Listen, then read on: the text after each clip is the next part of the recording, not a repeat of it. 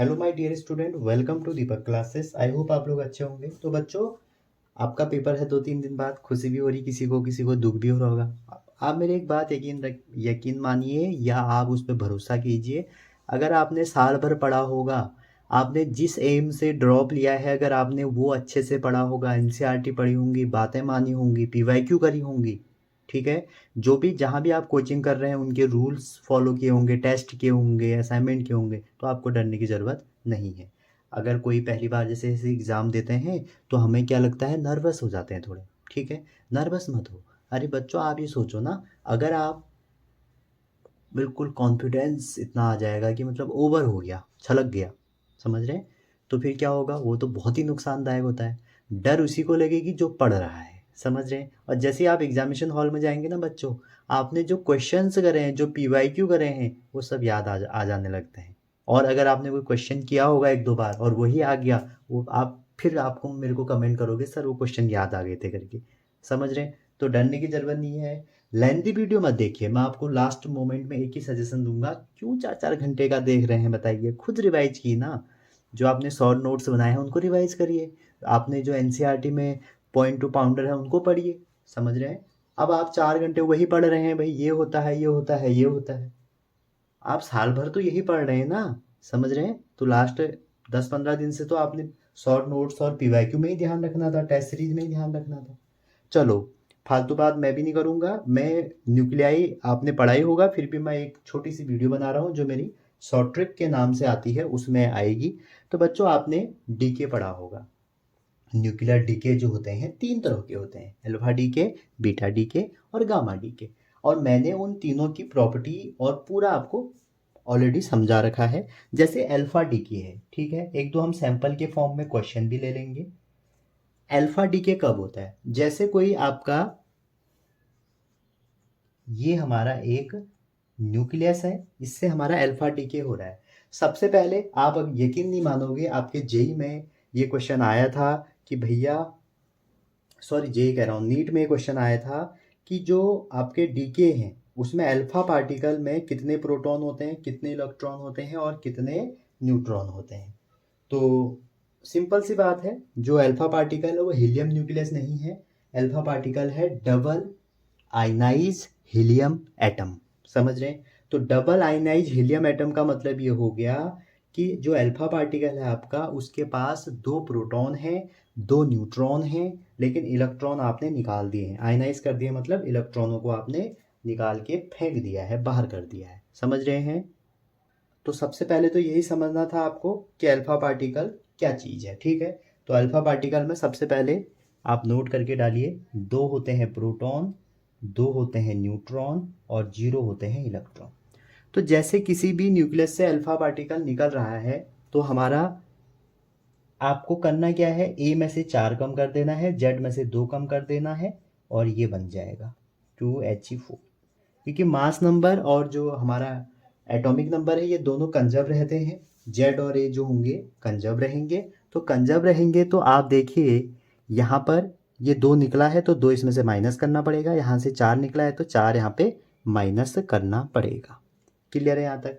इसी पे आपको क्वेश्चन कई सारे मिल जाएंगे, तो आपको वो करने हैं।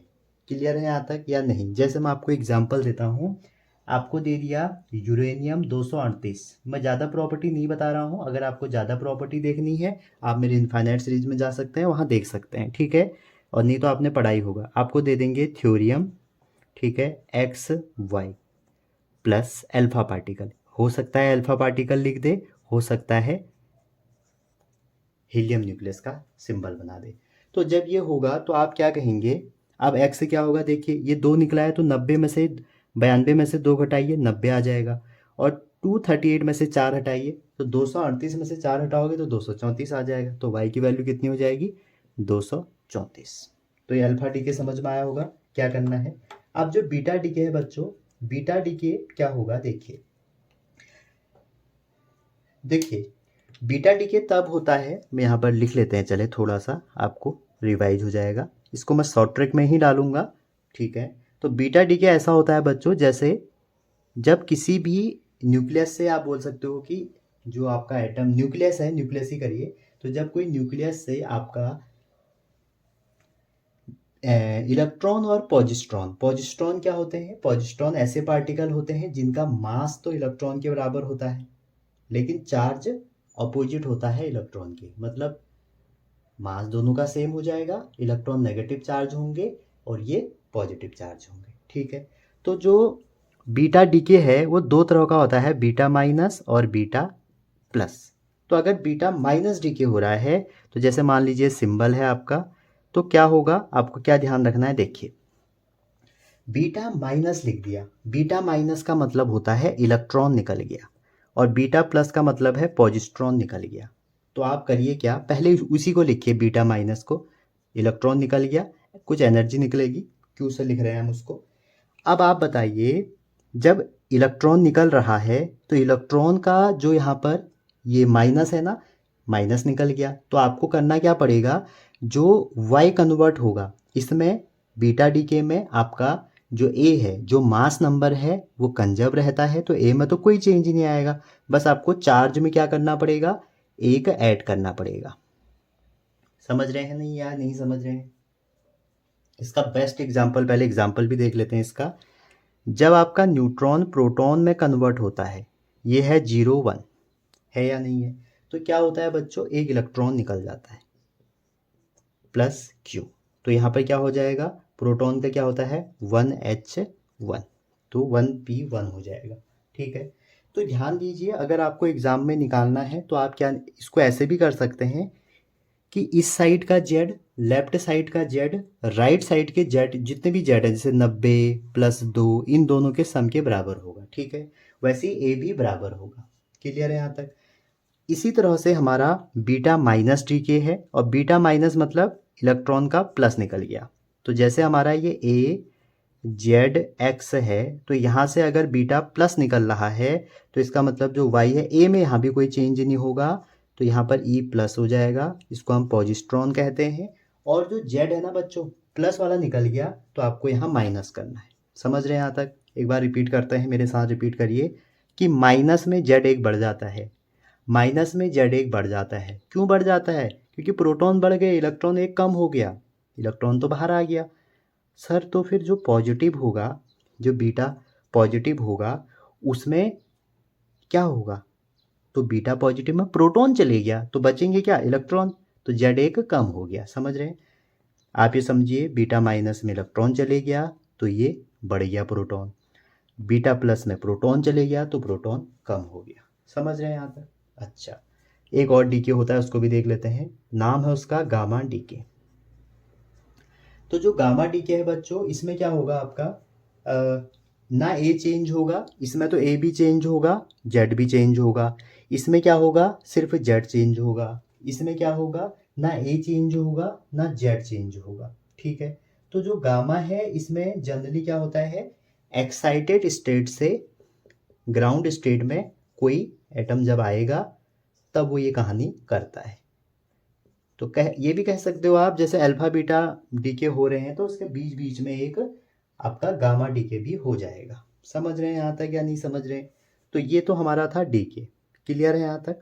और डिटेल में देखना है इसको, इसकी प्रॉपर्टी क्या होती है, ये क्या है, तो आप इनफाइनाइट सीरीज में जाइए जो जेई की है, और उसमें इसकी प्रॉपर्टी का करके आपको थंबनेल देख लीजिएगा, वो वाली वीडियो आप देख सकते हैं, शायद 10-15 मिनट में मैंने पूरी करा रखी है। ठीक है, तो ये तीनों समझ गए। अब थोड़ा सा नीट के पर्पज से चलते हैं इसमें। अब देखिए, आप खुद देखिए, नीट 2022 में ना ये क्वेश्चन आया था 22-11। मैं ऑप्शन सारे नहीं लिखूंगा, कुछ कुछ क्वेश्चन आपको करवा दूंगा, थोड़ा सा आपका कॉन्फिडेंस बढ़ जाए यहाँ पर। और यहाँ पर ऐसे लिखा है। ठीक है, तो ये भी हमारा न्यूट्रिनो के साथ, न्यूट्रिनो कहते हैं इसको, न्यूट्रिनो और एंटी न्यूट्रिनो। तो देखो ये प्लस है, ये प्लस है, तो आपसे पूछा जा रहा है कि इसका सिंबल बताओ। ठीक है, देखो मैंने आपसे कहा ये प्लस है, मतलब ये वाला है, तो ऊपर तो 22 रहेगा, क्योंकि इसमें ए चेंज नहीं होगा, जेड चेंज हो जाएगा। इसमें ए भी चेंज होगा, जेड भी चेंज होगा। तो सर नीचे क्या होगा? अरे मैंने अभी तो बताया था, जब प्लस का निकल गया, सोचो एक प्रोटॉन निकल गया, अगर एक प्रोटॉन निकल जाएगा तो बचेगा कितना? सर 10। अरे सर ये तो ऑप्शन में एक ही जगह है, नियॉन। 2022 का पेपर उठाइए, आप कहोगे अरे सर ये तो बड़ा अच्छा है। ठीक है, तो कई सारे ऐसे क्वेश्चन आते हैं जो आपके इजीली आप इससे कर सकते हैं, ठीक है। जैसे मैं एक और दिखाता हूँ आपको। एक क्वेश्चन है, यह आया है 2021 में। ऐसा क्वेश्चन है, देखिए आप खुद करेंगे इसको। ए एक्स जेड एरो बना रखा है, उसके बाद बी लिखा है यहाँ पर, और यहाँ z-1 कर दिया है, और सी लिखा है यहाँ z-3 कर दिया है, और फाइनली आपका डी लिख दिया है, और यहाँ z-2 लिख दिया है। तो कह रहा है बताओ कहाँ पर अल्फा डी के होगा, कहाँ पर बीटा होगा। मैंने आपको क्या बताया था, मैंने आपसे कहा था जब भी -1 का चेंज आएगा, चाहे -1 बढ़ रहा है चाहे -1 घट रहा है, तो क्या होगा, आपका बीटा डी के ही होगा। अब यहाँ पर -1 हो रहा है तो आपको उसका उल्टा करना है, प्लस हो जाएगा। अब देखो फिर अगर आप यहाँ पर देखेंगे, -1 से इसमें कितना चेंज आ रहा है, 2 का, तो 2 मतलब अल्फा में कितना चेंज आ रहा है, 2 का। फिर देखिए -3 था, 1 का चेंज आया, जेड में कितने का चेंज आया, 1 का चेंज आया, तो 1 का चेंज आया तो माइनस। देखो कितना जल्दी हो गया, समझ रहे हैं। और ये क्वेश्चन में आपको, अगर आपके पास PYQ है, 2021 में आया है, और ये क्वेश्चन 2022 में आया है, ठीक है। 11 मिनट हो गए, 15 तक ले जाऊंगा इसको। एक दो क्वेश्चन और दिखाता हूँ आपको।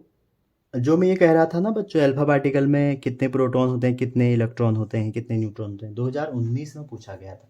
तो इसमें इलेक्ट्रॉन नहीं होते हैं, ये बात आप ध्यान रखना। पता लगा वहाँ आप इलेक्ट्रॉन भी निकाल के आए, क्योंकि ऑप्शन में इलेक्ट्रॉन भी दिए हुए थे, तो आपको वहाँ पर थोड़ा सा दिमाग लगाना है, ठीक है। अच्छा चलिए आगे क्वेश्चन चलते हैं। अगला जो क्वेश्चन है वो आया है 2011 में, ठीक है। और क्वेश्चन ये है, आप खुद ही समझेंगे अभी इसको। MnX दिया है एरो, कह रहा है कि इसने एक अल्फा पार्टिकल निकाला है और 2 बीटा पार्टिकल निकाले हैं। अब एक बात ध्यान रखना आप, अगर उसने कह दिया बीटा पार्टिकल निकाले हैं, तो जो बीटा माइनस है ना, इसको कॉमनली बीटा भी कह देते हैं, समझ रहे हैं। एक अल्फा निकाला है, 2 बीटा निकाले हैं, तो बताओ कि नया न्यूक्लियस क्या होगा, समझ रहे हैं यहाँ पे। अब देखिए अल्फा निकालेगा अगर एक, तो कितना मास नंबर, क्योंकि इसमें तो मास नंबर ए में कोई चेंज आता नहीं, इसमें कितना आएगा, 4 आएगा, तो ऊपर आ जाएगा m-4। अब देखिए नीचे कितना चेंज आएगा, 2 आएगा, 2 कम हो जाएगा, ठीक है। जब अल्फा निकलेगा तो n-2 रफ में लिख लिया। अब बीटा में क्या होता है, 1 बढ़ जाता है, तो जैसे ही 1 बढ़ेगा तो आप क्या करेंगे, 1 बढ़ना है, और कितनी बार, 2 बार, तो +2, तो n हो जाएगा और कोई दूसरा न्यूक्लियस, समझ रहे हैं। तो ऐसे आप इन क्वेश्चनों को करेंगे, अल्फा डी के, बीटा डी के और गामा डी के। NCERT की तरफ गौर फरमाइए, 451 नंबर का पेज है हमारा। और जो क्वेश्चन है बच्चों, क्वेश्चन आपका ये है, ये आज तक पूछा नहीं गया है, मेरे नज़रों में बहुत बार से है ये क्वेश्चन। ये है गामा डी के का ये डायग्राम, अगर ये पूछ दिया गया ना, समझ लो आधे से ज़्यादा लोग तो ऐसे ही चले गए। देखो जब भी कोबाल्ट से निकिल में आते हैं हम, जब भी कोबाल्ट से निकिल आते हैं, तो आपसे पूछा जाएगा कि बताओ कितने अल्फा।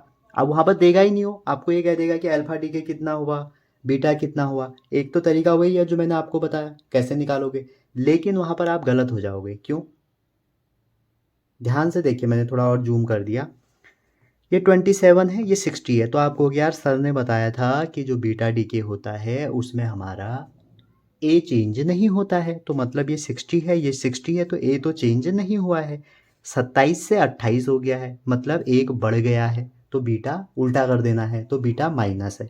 लेकिन ऑप्शन में क्या देगा पता है, बीटा माइनस डी के, बीटा प्लस डी के, beta minus and 2 gamma D के। आया मजा, समझ रहे हो। इसकी ना एनर्जी बहुत ज़्यादा होती है, तो इसको ग्राउंड स्टेट में जब लाते हैं, तो यहाँ पे साफ साफ लिखा है, देखिए आप यहाँ पर लिखा हुआ है, पेन होगा एक अंडरलाइन कर दूंगा, यहाँ पे लिखा हुआ है देखिए, बीटा डीके ऑफ 60 मतलब nickel nucleus followed by emission of 2 gamma ray from de excitation of daughter इतना। तो यहाँ पर आंसर क्या होगा, 2 गामा 1 बीटा माइनस, समझ रहे हैं।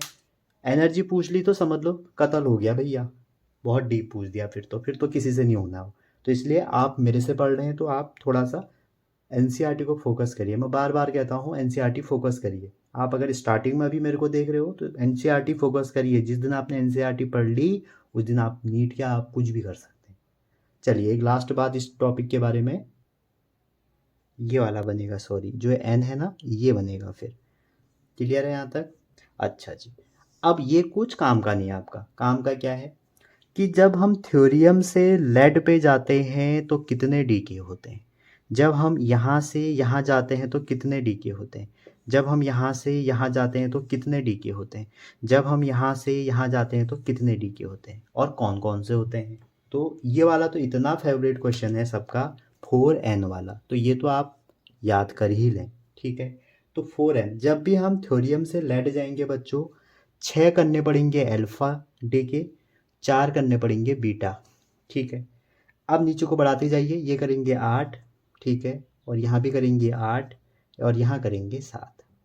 ठीक है, और बीटा की बात आई तो यहाँ पर हम करते हैं 5 बीटा, यहाँ पर करते हैं 6 बीटा, और यहाँ पे करते हैं 4 बीटा। ये डायरेक्ट रिजल्ट है, आपको रिमेंबर होना चाहिए। अगर एग्जाम में मान लीजिए यहाँ से यहाँ पहुँच गए, आप निकाल भी सकते हैं इस तरीके से। ठीक है, मैं इसलिए बता रहा हूँ ताकि आपका क्वेश्चन जल्दी हो जाए। समझ रहे हैं यहाँ पे? ये आप याद रख लेना, थ्योरियम से अगर लेट जाएगा तो कितने अल्फा डी के होते हैं, कितने बीटा बीटा होंगे। ठीक है, वैसे आप इसको अगर निकालना चाहें, आपको जैसे थ्योरियम दिया रहेगा और आपको ऐसे लेड दिया रहेगा। ठीक है, सिंबल उसकी मर्जी, भैया दे भी सकता है नहीं भी दे सकता है, इसलिए मैं आपसे कह रहा हूँ ध्यान में रखिए।